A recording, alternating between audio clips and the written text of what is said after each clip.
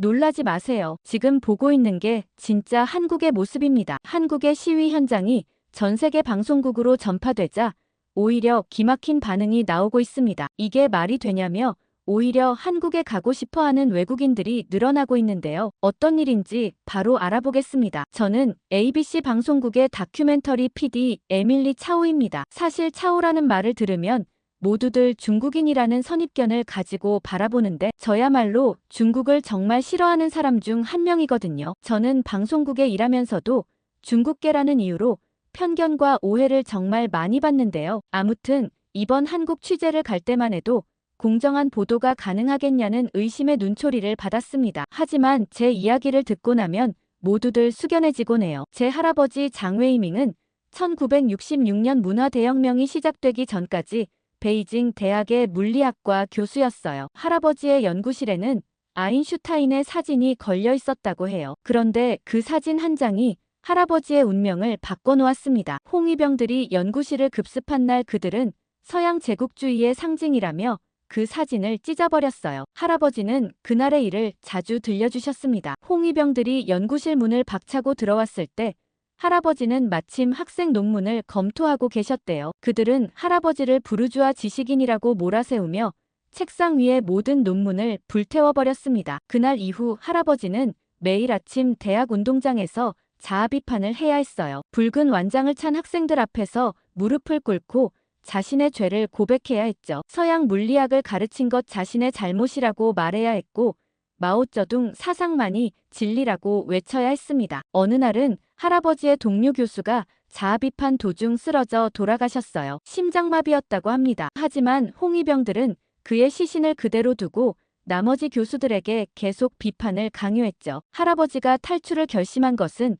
그로부터 얼마 지나지 않았습니다. 어느 날 밤 홍위병들이 할아버지를 교수 숙소에서 끌어냈어요. 할머니와 아버지는 창문 너머로 그 광경을 지켜봐야 했습니다. 그들은 할아버지의 머리에 굴욕적인 모자를 씌우고 목에는 무거운 팻말을 걸었어요. 팻말에는 반동 지식 분자라고 적혀 있었죠. 할아버지는 거리를 걸으며 채찍질을 당했고 시민들은 그런 할아버지에게 돌을 던졌습니다. 할머니는 그날 밤 처음으로 할아버지의 눈물을 보셨대요. 할아버지는 더 이상 이곳에서는 살 수 없다고 하셨습니다. 과학자로서의 양심을 지키며 살 수 없다면 차라리 이곳을 떠나겠다고 결심하셨어요. 탈출 계획은 신중하게 세워졌습니다. 할아버지는 홍콩에 있는 친구에게 비밀리에 연락을 취했고 탈출 경로를 확보했어요. 하지만 가장 큰 문제는 감시의 눈을 피하는 것이었습니다. 기회는 뜻밖의 찾아왔어요. 1967년 겨울 베이징에 큰 눈이 내렸을 때였습니다. 할아버지는 그날 새벽 눈보라를 뚫고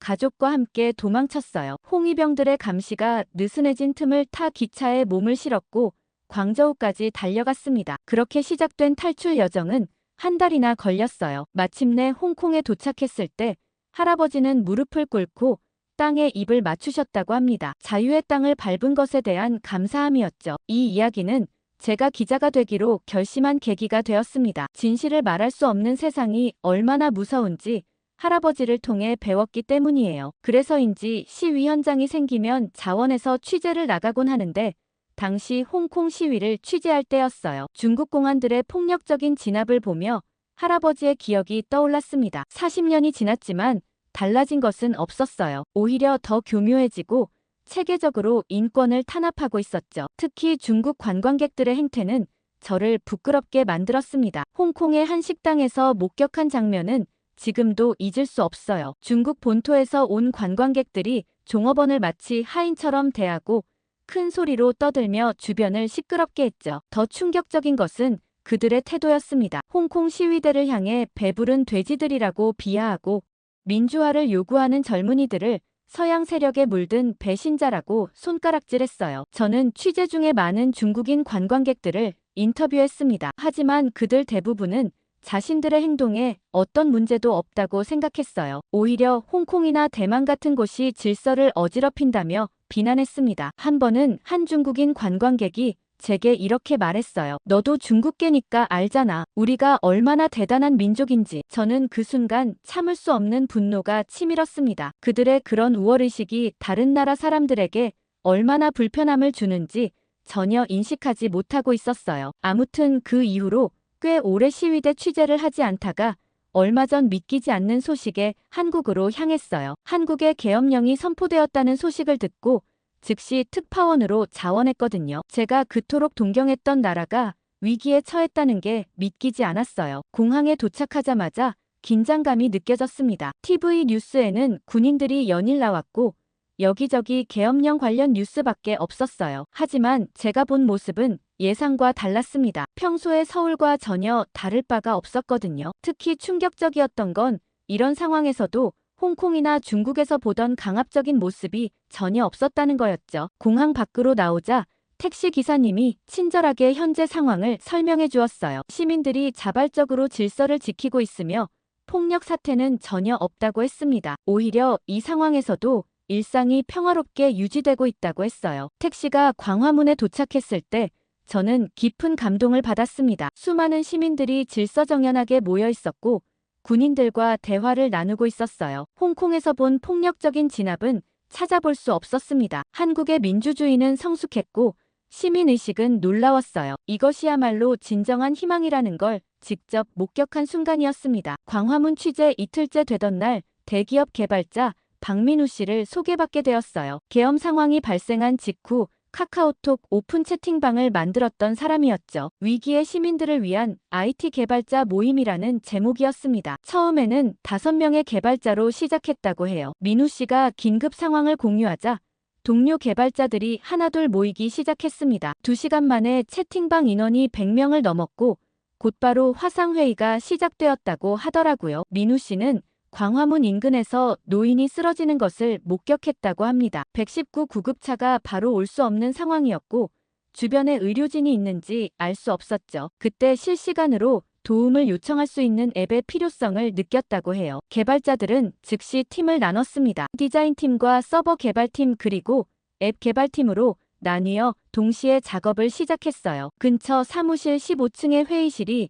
임시 개발실이 되었습니다. 첫 12시간 동안은 쉬는 시간도 없었다고 해요. 개발자들은 에너지 드링크와 컵라면으로 버텼습니다. 누군가 피곤해 보이면 다른 팀원들이 어깨를 두드리며 격려했죠. 가장 큰 고비는 24시간이 지난 시점이었어요. 서버에 예상치 못한 문제가 발생했고 개발자들의 체력도 한계에 다다랐습니다. 하지만 민우 씨는 포기하지 않았죠. 그는 동료들에게 시민의 생명을 살리는 일이라며 힘을 내자고 말했어요. 36시간째 마침내 앱이 완성되었습니다. K 비상상황이라는 이름의 이 앱은 실시간으로 시위 상황을 표시하고 가장 가까운 의료진의 위치를 확인할 수 있었어요. 심지어 외국어 지원까지 가능했습니다. 시민들은 이 앱을 통해 서로의 안전을 확인하고 도움을 요청했죠. 놀라운 것은 개발자들의 헌신이었습니다. 그들은 월급도 받지 않고 자발적으로 참여했어요. 오직 시민들의 안전을 위해 36시간을 꼬박 세운 것입니다. 민우 씨는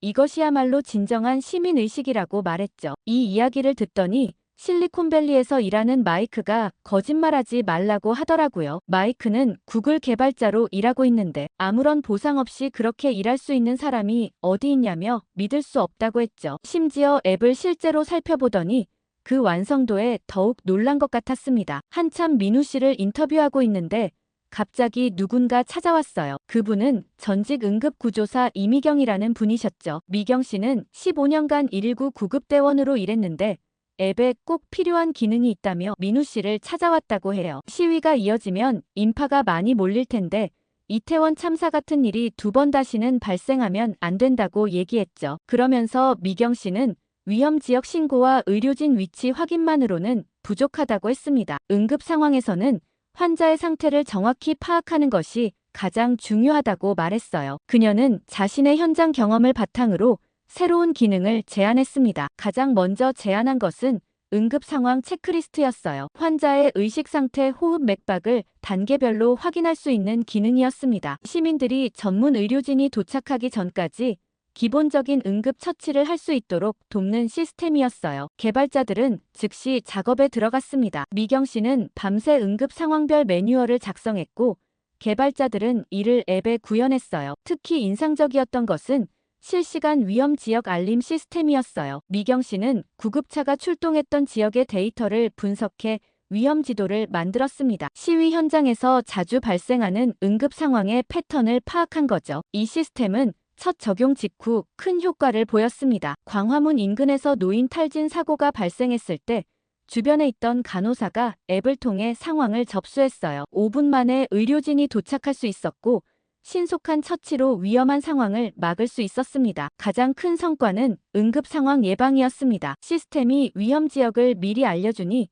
시민들이 안전한 경로로 이동할 수 있었어요. 또한 의료진들도 효율적으로 배치될 수 있었습니다. 사실 이렇게 대비가 잘 되는 한국에서 어떻게 이태원 참사 같은 일이 벌어질 수 있었는지 의문이 가기도 했어요. 한국은 IT 기술과 시민의식이 매우 뛰어난 나라니까요. 그렇게 민우 씨와 미경 씨를 인터뷰하는데 미국에서 전화가 걸려왔습니다. 한국이 과연 안전한가에 대한 염려 섞인 동료들의 연락이었죠. 저는 오히려 미국 밤거리가 훨씬 위험하다며 한국은 너무 안전하니 걱정 말라고 했어요. 다들 제 말을 믿기 어렵다고 했죠. 제가 한참 뒤에 취재 영상을 보내주니 그제서야 정말 놀라며 제 상황을 이해하더라고요. 동료들과 전화를 막 끊는데 취재원이 급히 제게 연락을 보내왔습니다. 귀한 교수님과 인터뷰를 잡았다고 당장 준비해서 나와봐야 할 것 같다고 했죠. 저는 얼른 채비를 하고는 다시 광화문으로 향했어요. 그분은 무려 80년 5월 광주에서 시민들을 치료했던 교수님이셨습니다. 그는 44년 만에 다시 시위 현장을 찾았다고 했습니다. 박 교수님은 1980년 당시 전남대 의대 응급의학과 교수였다고 해요. 광주 도청 앞에서 부상자들을 치료하던 그날의 기억을 생생하게 들려주었습니다. 군인들의 총에 맞은 시민들이 계속 실려왔고 병원으로 이송조차 할 수 없는 상황이었대요. 당시 그는 도청 안에 임시치료소를 차렸다고 합니다. 의대생들과 함께 밤새 부상자들을 돌봤어요. 마취제가 떨어져도 수술을 해야 했고 붕대가 부족해 옷을 찢어 지혈을 했다고 했습니다. 가장 힘들었던 건 젊은 학생들이 죽어가는 모습을 지켜봐야 했다는 거예요. 총상으로 실려온 20대 청년이 자신의 손을 잡고 어머니를 찾으며 숨을 거뒀다고 했습니다. 그날 이후 교수는 매년 5월이면 악몽을 꾼다고 했어요. 그런 박 교수님이 44년 만에 시위 현장을 찾은 이유는 달라진 대한민국을 보고 싶어서였다고 합니다. 하지만 그는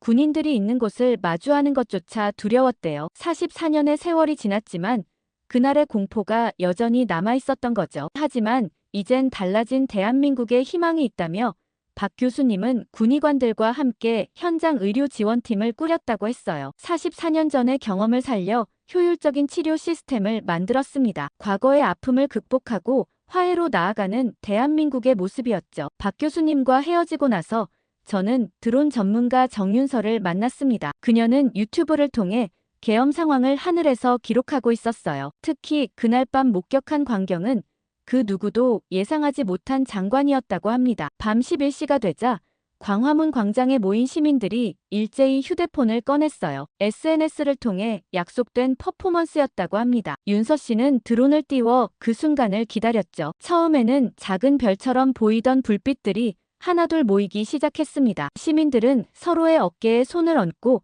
천천히 움직이며 대형을 만들어갔어요. 그들의 발걸음은 마치 별들의 춤사위 같았습니다. 10만 개가 넘는 휴대폰 불빛이 어우러져 거대한 태극 문양을 그리기 시작했어요. 윤서 씨는 드론의 고도를 높여 전체 모습을 담아냈습니다. 그 순간 광화문 광장은 마치 별들이 내려앉은 것처럼 빛났죠. 더욱 놀라운 것은 시민들의 완벽한 호흡이었어요. 누군가의 지휘도 없었지만 마치 수천 번 연습한 것처럼 움직임이 일치했습니다. 태극 문양은 천천히 회전하며 살아있는 듯 움직였어요. 윤서 씨는 평소 드론으로 수많은 장면을 촬영해왔다고 합니다. 하지만 이런 광경은 처음이었다고 했어요. 마치 은하수가 땅으로 내려온 것 같았다며 촬영하면서도 눈물이 멈추지 않았다고 했습니다. 특히 감동적이었던 것은 군인들의 반응이었어요. 그들도 자신의 휴대폰 불빛을 더해 태극 문양을 완성시켰습니다. 시민과 군인의 구분이 없어진 순간이었죠. 갑자기 광장에서 애국가가 울려 퍼졌습니다. 누군가가 작은 스피커로 틀기 시작한 노래였어요. 10만 명의 시민들이 한 목소리로 따라 부르기 시작했고 그 순간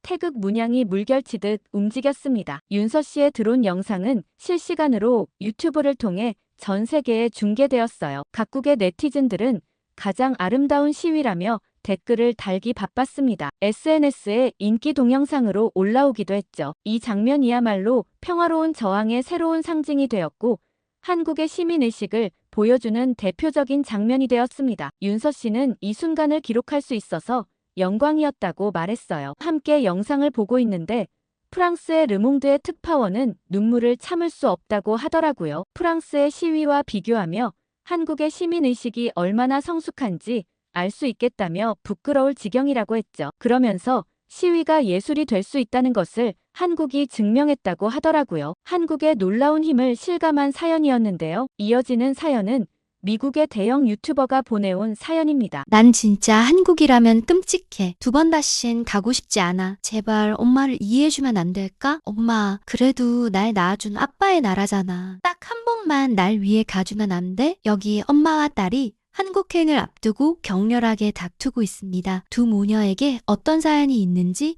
오늘의 사연을 한번 들어보겠습니다. 안녕하세요. 저는 영화와 드라마를 정말 좋아하는 영국 울버햄튼에서 태어난 유튜버 리아입니다. 울버햄튼은 인구수 24만의 큰 도시는 아니지만 천년의 역사를 자랑하는 곳이에요. 아마 한국 분들에게는 옛날 축구 국가대표였던 설기현 선수와 현재 국가대표 황희찬 선수가 몸담고 있는 구단이 있는 곳이라고 하면 알아차리실 것 같아요. 제가 영화와 드라마를 좋아하고 유튜브까지 하게 된 계기에는 좀 가슴 아픈 사연이 있는데요. 바로 제가 어렸을 적 따돌림을 당했기 때문이에요. 지금 생각해보면 정말 말 같지도 않은 이유로 꽤 오랜 기간 왕따를 당했었는데 그 이유는 뒤에서 다시 말씀드리도록 할게요. 아무튼 그때 당시 제게 유일하게 친구가 되어줬던 게 바로 영화, 드라마였습니다. 국내에서는 그 누구도 저와 놀고 싶어 하지 않아서 오로지 방에 틀어박혀 동영상이라는 동영상은 다 찾아봤던 것 같아요. 그렇기 때문에 웬만한 컨텐츠는 제가 다 꿰고 있었죠. 특히 좋아하는 영상들은 통째로 대사를 외워버리기도 했어요. 아무튼 그렇게 몇 년을 틀어박혀 영상만 봤기 때문에 늘 새로운 영상이나 더 재밌는 컨텐츠 없나 하고 찾아보다가 심지어 다른 나라의 영상까지 모두 섭렵했습니다. 그래서 대학 들어가기 전까지는 계속 영상에만 빠져 살았던 것 같아요. 그만큼 광적으로 좋아하다 보니 제 나름의 시선을 담아 유튜브까지 만들게 되었고 고맙게도 많은 분들이 좋아해 주셨어요. 제가 따돌림을 당하면서도 개의치 않을 수 있었던 건 제 영상을 보고 재밌다고 댓글을 달아주시던 분, 오늘 힘들었는데 영상으로 위로를 받았다고 하신 분들을 포함해 늘 좋은 댓글을 달아주시는 바로 제 구독자님들 덕분에 씩씩하게 학창시절을 보낼 수 있었던 것 같아요. 아무튼 저는 런던에서 대학교를 다니기 위해 울버햄튼을 떠나고 나서야 왕따라는 이미지를 벗을 수 있었습니다. 저를 아무도 모르는 대학교에 가서야 긴장을 풀고 지낼 수 있었죠. 대학생이 된 지금 생각해보면 친구들이 왜 그렇게 지독하게 놀려냈는지 잘 모르겠습니다. 예전에 어린 저를 만난다면 다른 친구들이 이상한 거라고 속상해하는 저를 달래주고 싶었죠. 그때 제가 왕따를 당했던 건 오로지 제가 호혈아라는 이유 하나였어요. 저는 한국인 아빠와 영국인 엄마 사이에서 태어났습니다. 유럽 배낭여행을 왔던 아빠는 테이트 모던 미술관에서 그림을 보고 있던 엄마에게 푹 빠져버렸죠. 두 분은 그렇게 운명적으로 만나게 되었고 아빠는 오직 엄마 하나만을 보고 영국으로 이민 와서 결혼까지 했어요. 저는 아빠를 쏙 빼닮아 머리색도 검정색이었고 눈동자도 검정색이었죠. 그 누가 봐도 혼혈아라는 걸 한눈에 알 수 있었습니다. 인구가 많지 않던 울버햄튼에서 혼혈아는 거의 찾아보기 힘들었어요. 그래서 동네 아이들은 제게 괴물이라는 둥, 어쨌든 동양인 피가 섞였으니 열등하다는 둥 말이 많았어요. 혼혈이라는 사실도 놀림거리였는데 동양인에 대한 인종차별까지 더해져 아이들의 기피 대상이 되었습니다. 어렸을 땐 엄마 아빠를 원망했던 적도 있었던 것 같아요. 한참 놀림을 받고 울며 집에 걸어올 때 아빠는 저를 번쩍 안아주시며 아이스크림을 사주셨어요. 그러곤 너는 이 세상 어디에도 없는 특별한 아이라고 하시며 언젠가 다른 친구들이 오히려 너를 좋아하며 다가올 때가 있을 거라고 하셨습니다. 아빠의 다정한 말과 아이스크림 하나로 속상했던 제 마음은 사르르 풀렸어요. 그렇지만 그것도 딱 11살까지였습니다. 왜냐면 아빠는 불의의 사고로 제가 11살 때 돌아가셨거든요. 아빠에 대한 기억은 사실 아이스크림을 사주셨던 기억 하나만 생생하고 나머지는 모두 희미한 기억들 뿐이에요. 게다가 아빠 이야기를 엄마와 나눌 수도 없죠. 엄마는 아빠 생각만 하면 슬프고 괴롭다며 대화를 거부하셨기 때문에 아빠와 관련된 얘기만 나와도 얘기하고 싶지 않다며 딱 잘라 말을 끊으셨습니다. 아빠 사고에 대해서 구체적으로는 모르지만 엄마가 딱 한 번 얘기해줬던 적이 있어요. 가족끼리 여름 휴가를 맞아 한국에 놀러 갔는데 그때 계곡에서 놀다가 사고가 났었다고 해요. 한참 놀고 있는데 순식간에 물이 불어나 아비 교환이었다고 했었죠. 그때 아빠는 허겁지겁 엄마와 저를 먼저 구하고 한 명 더 구하려다 그대로 물에 휩쓸려 내려가 버렸고 시신도 찾지 못했다고 했습니다. 제가 아빠의 사고에 대해 아는 건 이게 전부예요. 엄마는 보통 아빠 얘기만 나와도 수도꼭지가 고장난 사람처럼 울어서 저도 아주 어릴 때부터 아빠 얘기는 입 밖으로 꺼내지 않아요. 오직 마음속으로 한 번씩 흐릿한 기억 속에 있는 아빠를 떠올릴 뿐이죠. 그러던 어느 날 저는 대학교 방학을 맞아 집으로 돌아왔어요. 엄마는 동네 아주머니들이랑 테니스를 치러 가셔서 집에 없었죠. 평소처럼 영상을 보려고 태블릿을 잡고 소파에 앉았습니다. 요새 한국 드라마 시리즈물에 대한 리뷰 요청이 물밀듯이 쏟아지거든요. 구독자님들의 요청을 적극 반영해야 하기 때문에 저도 신중히 리뷰할 영상을 골랐어요. 그런데 문제가 하나 발생했습니다. 도대체 한국 시리즈물이 왜 이렇게 재밌는지 정말 정신을 못 차리겠더라고요. 작품 선정하기가 정말 힘들었어요. 영상 제작과 리뷰에 시간이 걸리기 때문에 전부 다 볼 수는 없었거든요. 다 재미있어서 하는 수 없이 고르고 골라 최근에 나온 눈물의 여왕 시리즈와 예전에 한창 인기 있었던 미스터 선샤인을 리뷰하기로 했습니다. 미스터 선샤인의 배우 이병헌 씨가 연기를 참 맛깔나게 잘하더라고요. 오징어 게임에도 나왔던데 역할마다 정말 그 사람이 된 것처럼 연기하는 게 신기했어요. 아무튼 두 개를 번갈아 보는 탓에 요새 정말 바쁘거든요. 이제 막 누워 시청하려는데 하도 많이 봤는지 제 태블릿 배터리가 5%밖에 남지 않아 깜빡깜빡거리며 전원이 거의 꺼지려고 했습니다. 그래서 저는 어쩔 수 없이 제 기기를 충전시켜두고 엄마 태블릿으로 봐야겠다 생각했죠. 그런데 엄마의 태블릿 화면을 켜자마자 바로 메일함이 보였는데 취소 버튼을 누르려는 찰나 제 눈에 특이한 글자가 보였습니다. 그 글자를 보고 저는 가슴이 굉장히 빠르게 뛰었죠. 그건 분명 한글이었어요. 도대체 엄마에게 한글로 메일을 보낸 사람이 누굴까 궁금했습니다. 저는 엄마가 혹시나 갑자기 확 들어올 것 같은 마음에 콩닥거리는 가슴을 부여잡고 그 메일을 클릭해봤어요. 온통 한국어라 읽을 수 없었지만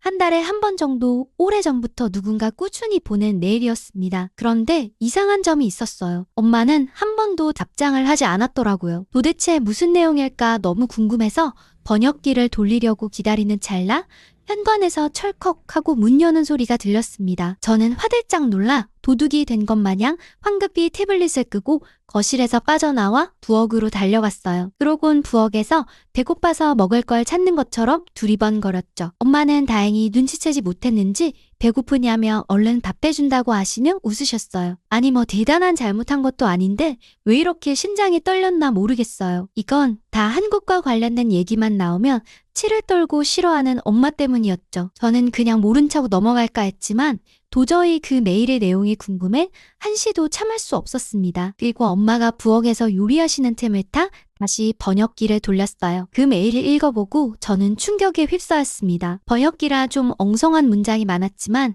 메일을 보낸 사람은 아빠의 여동생인 것 같았어요. 아빠에게 여동생이 있다는 것도 저는 처음 알게 되었죠. 그분은 저희 둘의 안부를 궁금해하시며 잘 지내고 있냐고 물었고 언제라도 마음이 내키면 답장을 꼭 달라고 하시기도 했죠. 그리고 조카를 한번 꼭 보고 싶다고 혹시 사진이라도 한번 보내줄 수 있냐고 물어보기도 하셨어요. 너무 애틋하고 다정하게 저와 엄마를 걱정하고 있는 메일이었습니다. 엄마는 왜 답장을 보내지 않는 건지, 왜 제게 고모가 있다는 사실조차 알리지 않은 건지 궁금했어요. 한참 이 메일에 대한 생각으로 머리가 복잡한데 엄마가 밥 먹으러 내려오라고 하셨죠. 식탁 위에는 진수성찬이 차려져 있었지만 도저히 밥이 넘어가지 않았습니다. 온통 메일에만 신경이 집중되어 밥을 먹는 둥 마는 둥 깨작거렸죠. 엄마가 오늘 너답지 않게 왜 이러냐며 방학이라 맛있는 거 잔뜩 해줬더니 감사한 줄을 모른다며 투정을 부리셨습니다. 분명 한국 얘기와 고모 얘기를 꺼내면 다시 초상집 분위기가 날 텐데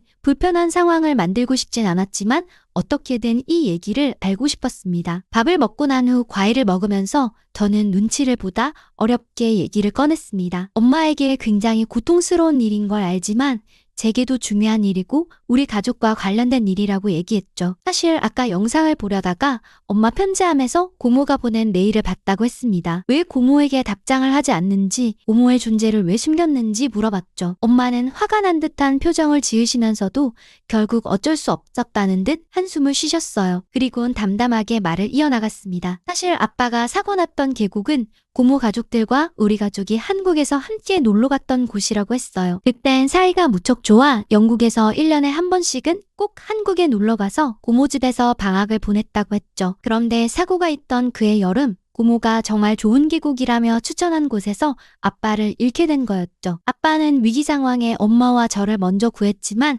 바로 나올 수 없었어요. 왜냐하면 아빠가 구해야 할 한 사람, 고모가 있었기 때문이죠. 아빠가 누군가를 구하려다 못 나왔다고 말했었는데 바로 그 사람이 고모였다고 얘기했습니다. 그리고 아빠는 고모를 구하고 나서 물살에 휩쓸려 빠져나오지 못하고 돌아가셨다고 말이죠. 엄마는 참기 힘들다는 듯 눈물을 쏟으셨고 제 눈에도 그렁그렁 눈물이 맺혔어요. 워낙 어렸을 적 일이라 무서워하는 저를 괜찮다며 차분히 달래주고는 아빠 금방 갔다 올게 하던 아빠의 마지막 얼굴만 기억이 났거든요. 엄마도 그 일이 일어난 게 고모 탓이 아니라는 걸 머릿속으로는 정말 잘 알고 있고 엄마도 고모에게 답장을 하지 않는 것이 괴롭지만 그게 마음처럼 잘 안 된다고 했어요. 그리고 분명 엄마의 이런 모습을 보면 하늘에 있는 아빠가 더 속상해할 거란 것도 잘 알고 있다고 덧붙이셨습니다. 저는 엄마의 말을 듣고 나서 그제야 비로소 엄마의 행동들이 어느 정도 이해가 되었습니다. 도저히 엄마에게 뭐라고 얘기해야 할지 몰라 그냥 엄마를 안고 토닥거려 줬어요. 그리고 그날 밤 침대에 누워 생각에 잠겼습니다. 아빠가 떠난 지도 이제 10년이 넘어가고 있는데 엄마는 여전히 사고에서 벗어나지 못한 것 같았습니다. 이젠 엄마도 어느 정도 아빠 얘기를 편하게 할 수 있어야 그 일에서부터 치유가 된 게 아닐까 하는 생각이 들었죠. 여전히 이렇게 슬픔에 잠긴 엄마를 보는 건 엄마를 위해서라도 하루빨리 해결하고 넘어가야 할 것 같았습니다. 물론 하늘에서 지켜보고 있는 아빠도 속상해할 게 뻔했죠. 아무래도 엄마와 고모는 서로 얘기할 시간이 필요한 것 같았어요. 10년의 세월이 흘렀는데 용서를 하든 위로를 하든 아빠 얘기를 꺼내놓고 해야 두 사람 모두 편할 수 있겠다는 생각이 들었습니다. 엄마에게도 괴로운 일이긴 하지만 고모에게도 아빠의 사고는 정말 끔찍한 일이었을 테니까요. 그러니 고모도 10년간 오지 않는 메일을 꾸준히 보내며 저와 저희 엄마를 걱정하고 있었던 것 아닐까요? 저는 아까 엄마 몰래 적어둔 고모의 메일 주소로 편지를 한 통 보냈습니다. 제 전화번호를 적고 한번 꼭 전화 달라고 했죠. 그러고 아침 8시가 되자마자 모르는 번호로 전화가 한 통 왔어요. 저는 곧바로 전화를 받았죠. 수화기 넘어 떨리는 목소리의 주인공은 고모였습니다. 기억도 안 나는 고모였고 10년 만에 처음 듣는 목소리지만 어딘가 익숙한 느낌이 들었습니다. 고모는 제 메일을 받고 새벽 4시까지 한숨도 못 자고 기다렸다 연락을 하는 거라고 했어요. 이젠 많이 컸겠다며 어떻게 알고 메일을 보냈냐고 고맙다고 하셨죠. 떨리는 고모의 목소리를 들어보면 왠지 고모도 눈물을 흘리고 있는 것 같았습니다. 저는 엄마와 어제 있었던 일에 대해 얘기하면서 조심스럽게 엄마와 고모가 한번 만나서 서로 얘기를 하시면 좋겠다고 했어요. 엄마는 여전히 아빠와 한국 얘기만 꺼내면 이내 슬픔에 잠겨버린다고 아직 그 일에서 벗어나지 못한 것 같다고 했어요. 엄마도 머리로는 고모 잘못이 아닌 걸 알고 있지만 마음으로는 좀 어려워하는 것 같아서 툭 터놓고 서로 얘기하는 게 좋을 것 같다고 말씀드렸죠. 고모는 한동안 말씀이 없으셨어요. 그러곤 꼬마 아이였던 내가 벌써 이런 얘기를 할 나이가 되었냐며 흐느끼셨습니다. 고모는 직접 영국으로 오겠다고 하셨어요. 그러자 저는 제가 엄마를 모시고 한국으로 가겠다고 했죠. 사실 저도 한국엔 워낙 어릴 때 갔던 곳이라 기억도 잘 나지 않고 아빠가 나고 자란 곳을 한번 가보고 싶은 생각이 들었습니다. 고모는 얼마든지 편한 대로 하라고 하시며 혹시 엄마가 아빠에 대한 기억 때문에 힘들어한다면 고모가 직접 영국으로 가도 되니 엄마와 상의해보고 얘기해달라고 했죠. 그리고 고모는 정말 고맙다는 말을 연신 반복해서 하셨습니다. 이렇게 직접 저와 통화를 해서 얼마나 기쁜지 모르겠다고 하시면서요. 그러곤 다음을 기약하고 전화를 끊었습니다. 아침을 먹고 나서 저는 엄마를 불러 진지하게 얘기했어요. 그동안 엄마가 늘 슬퍼하기만 해서 솔직히 나도 제대로 슬퍼하지 못한 것 같다고요. 나에게도 아빠는 정말 소중한 사람이라 나도 한번 한국에 가서 아빠 엄마가 매년 갔다던 장소에도 가보고 아빠가 좋아하던 음식도 먹어보고 싶다고 말했습니다. 우리 함께 행복하게 아빠를 추억하고 즐거운 기억을 떠올리면 더 이상 아빠를 생각했을 때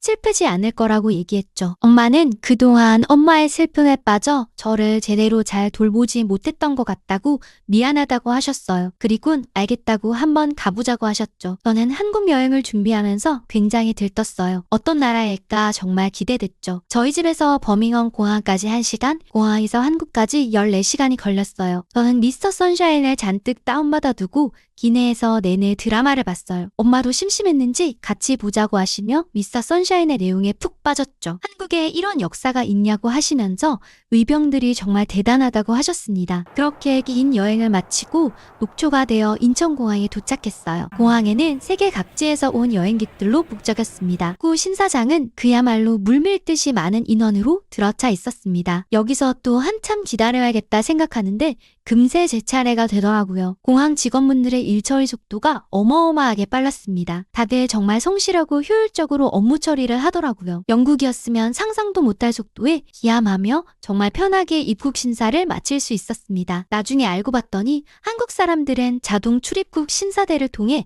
여권만 스캔하고 바로 통과할 수 있다고 하더라고요. 정말 한국 여권 하나 있으면 편리하겠다고 생각했습니다. 미리 고모에게 비행편을 알려드려 고모가 마중 나오겠다고 하셨어요. 엄마는 잔뜩 긴장했는지 제 손을 꽉 잡으셨죠. 엄마도 10년 만에 만나는지라 무슨 말을 해야 할지 잘 모르겠다고 하셨습니다. 입국장에 그 많은 사람들 중에 저는 고모를 한눈에 알아볼 수 있었어요. 고모를 만나자마자 눈물이 나왔죠.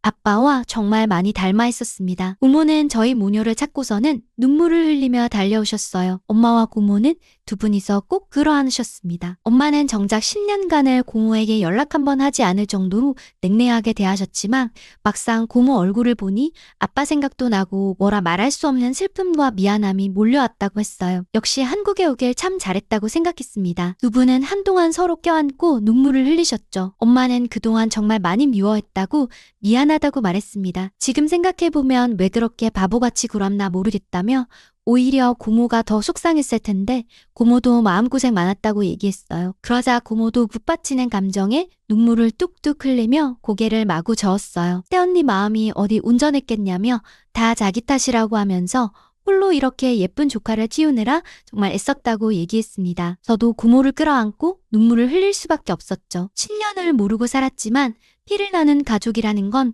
정말 이렇게 단박에 알아차릴 수밖에 없구나 생각했던 날이었습니다. 한바탕 울고 나서 뒤를 돌아봤더니 고모부와 고모의 딸이 저희를 지켜보고 있었어요. 고모 딸도 저와 비슷한 나이더라고요. 고모는 멀리서 와서 피곤하겠다며 얼른 차 타고 집에 가자고 얘기했습니다. 창문 밖으로 보는 서울의 모습은 이상하리만치 따뜻했어요. 고향에 온 것 같은 그런 기분이었죠. 사실 하나도 기억이 나지 않아 모든 게 새롭고 처음 보는 풍경이었지만 낯설지 않았습니다. 고모의 집은 완전 번화가에 있었어요. 엄마는 아직 이사 안 하고 그대로 살고 있냐고 얘기했습니다. 그리고 정말 많이 발전했다며 놀라셨죠. 저는 처음 보는 한국 아파트 풍경에 입이 떡 벌어졌습니다. 고모 아파트 아래쪽엔 상가가 빼곡하게 들어서 있었는데 없는 게 없어 보였습니다. 그냥 백화점을 갈 필요가 없는 거 아닐까 하는 생각이 들 정도로 편의시설이 쫙 늘어서 있었죠. 게다가 아파트 안쪽에는 산책로가 얼마나 잘 되어 있는지 여기에선 한 발짝 나가지 않아도 다 해결되겠다는 생각이 들었습니다. 울버햄튼과 비교도 안 될 만큼 편리한 곳이었고 영국의 수도인 런던과 비교해봐도 전혀 뒤처지지 않을 곳이었죠. 아니 오히려 런던보다 훨씬 더 좋은 곳인 것 같았습니다. 아빠가 태어난 한국이 이렇게 멋진 곳이라니 가슴이 벅차올랐습니다. 부모는 저녁은 집밥을 준비했다고 하시며 아빠와 엄마가 좋아했던 것들로 만들었다고 하셨어요. 그리고 제가 어릴 적에 김 넣은 계란말이를 그렇게 좋아해서 그것도 만들었는데 아직도 좋아할지 모르겠다며 걱정된다고 하셨습니다. 저는 식탁을 보고 깜짝 놀랐습니다. 온갖 반찬이 늘어져 있었고 마치 뷔페에 온 것 같았죠. 아빠가 좋아하는 음식은 순두부찌개와 파전이라는 음식이었어요. 저는 순두부라는 음식을 보고 깜짝 놀랐습니다. 영국 두부는 수분이 없고 좀 퍽퍽한 느낌인데 이렇게 몽글몽글한 두부는 처음이거든요. 부드러운 식감에 호로록 넘어가는 순두부가 정말 맛있었어요. 근데 저는 파전은 먹고 싶지 않았어요. 저는 파를 별로 안 좋아하는데 파전에는 파가 잔뜩 들어가 있었죠. 그런데 고모가 정성스럽게 해주신 음식이기도 하고 아빠가 좋아하는 음식이었다고 하니 어쩔 수 없이 눈 딱 감고 한 입 먹어봤습니다. 그런데 바삭바삭하니 진짜 맛있더라고요. 간장 소스에 콕 찍어 먹으니 큰 거 한 장을 저 혼자도 다 먹을 수 있을 것 같은 느낌이 들었습니다. 그렇게 도란도란 밥을 먹고 나서 어른들끼리는 부엌에서 얘기를 하시고 저는 오늘 처음 만난 사촌과 함께 소파에 어색하게 앉았습니다. 제 사촌인 유진이는 올해 22살로 영국 나이로 치면 20살이라 제가 한 살 더 많고 한국 나이로 치면 유진이가 한 살 더 많더라고요. 근데 어차피 영국에는 그런 개념이 없으니 친구처럼 이름을 부르기로 했어요. 그렇게 나이와 이름을 서로 얘기하고 난 다음 저는 유진이가 꺼낸 말에 기겁을 했습니다. 아니 이 밤에 산책을 나가자고 하는 거 아니겠어요? 지금 밤 10시인데 어딜 나가냐고 했더니 도리어 제 반응을 보고 더 놀란 것 같았어요. 뭐가 위험하냐고 지금 하나도 안 위험하다고 하더라고요. 저는 고모에게 달려가 유진이가 좀 이상한 것 같다고 애가 밤 10시인데 지금 저보고 산책 가자고 했다고 얘기했어요. 고모와 고모부, 엄마는 서로 바라보며 깔깔 웃으셨습니다. 엄마는 여긴 한국이라 괜찮다고 하셨죠. 저 빼고 다들 이상한 것 같았습니다. 저는 유진이의 손을 꼭 붙들고 조금이라도 위험하면 바로 돌아올 거니까 그렇게 알라고 하곤 밖으로 나왔습니다. 그런데 저는 한국의 밤 풍경을 보고 입이 떡 벌어졌어요. 그야말로 평화로움 그 자체였습니다. 반짝이는 거리의 가로등과 네온사인 불빛 아래 사람들은 각자 저마다의 시간을 즐기고 있었어요. 이런 저녁 시간이 가능하다니 놀라웠죠. 게다가 문을 연 가게들은 어찌나 많은지 영국과 비교되었습니다. 보통 영국에선 이 시간엔 펍만 영업을 하는 데다가 그런 가게들도 대부분 밤 10시에 닫거나 아주 간혹 11시에 닫는 가게들이 있거든요. 저는 너무 신기해서 유튜브 라이브를 켜서 영국 사람들에게 이 풍경을 보여주고 싶었습니다. 실시간 라이브를 켜서 얼굴을 비추고 지금 밤에 나와 있다고 하니 다들 어서 들어가라며 뭐하냐며 제 걱정을 했습니다. 그래서 저는 화면을 돌려 한국의 밤거리를 비추는데 이게 말이 되냐고 모두들 깜짝 놀랐습니다. 채팅창이 너무 빨라 다 읽지도 못할 정도로 사람들의 반응이 폭발적이었죠. 저도 처음엔 걱정이 돼서 조금이라도 위험하면 바로 뛰어들어갈 거라고 했는데 하나도 위험하지 않아 정말 신기해서 라이브를 켰다고 말했어요. 그러자 갑자기 옆에 있는 여자는 누구냐며 유진이에게 관심이 쏠렸죠. 제 한국 사촌 유진이라고 소개해주자 구독자님들이 정말 좋아했어요. 저는 제가 통역해 줄 테니 간단하게 자기소개를 해달라고 했습니다. 그런데 저는 유진이의 행동에 기겁했죠. 아니 유진이는 유창한 영어로 자기소개를 하는 것뿐만 아니라 영어로 적힌 댓글도 빠르게 읽어 질문에 대답까지 하는 거예요. 유진이의 유창한 영어 실력에 정말 깜짝 놀랐습니다. 라이브 방송을 종료하고 유진이에게 어떻게 그렇게 잘하냐고 물었더니 이 정도는 기본 아니냐고 하는데 더욱 대단하다는 생각이 들었죠. 한국 사람들이 그렇게 똑똑하다더니 이런 데서 알 수 있는 건가 하는 생각이 들더라고요. 집에 돌아가 보니 엄마와 고모는 그간 쌓였던 것들을 모두 다 푼 것처럼 보였어요. 두 분 다 편안한 얼굴을 하고 있었죠. 그날 밤 엄마는 제 손을 꼭 잡으며 한국으로 올 수 있게 해줘서 정말 고맙다고 하셨어요. 그리고 내일은 아빠와 데이트하던 한강에 가서 자전거를 타보자고 하셨죠. 한결 편안해진 엄마를 보면서 저도 덩달아 마음이 포근해졌습니다. 이젠 즐거운 마음으로 함께 아빠를 추억할 수 있을 것 같아서 기뻤죠. 그렇게 엄마와 즐거운 한국 여행을 마무리하고 다시 영국으로 돌아왔어요. 아무래도 놀다 오느라 영상 업로드를 못했는데 구독자님들이 한국 드라마 리뷰 영상을 목 빠지게 기다리고 계셔서 저는 이만 글을 줄여야 할 것 같아요. 다음에 기회가 되면 또 글을 써보도록 할게요. 오늘 리아 씨의 사연 어떻게 들으셨나요? 마음 아프기도 하면서 한편으로 잘 해결돼서 다행이라는 생각이 듭니다. 지난 영상의 목소리가 조금 빠르다는 의견을 댓글로 주셔서 이번엔 좀 천천히 읽어보았는데 어떠셨을지 궁금하네요. 영상에 대한 피드백을 댓글로 달아주시면 바로바로 반영하는 감동 필름이 되겠습니다. 구독, 좋아요 잊지 않으셨죠? 또 뵙죠. 한지은이었습니다.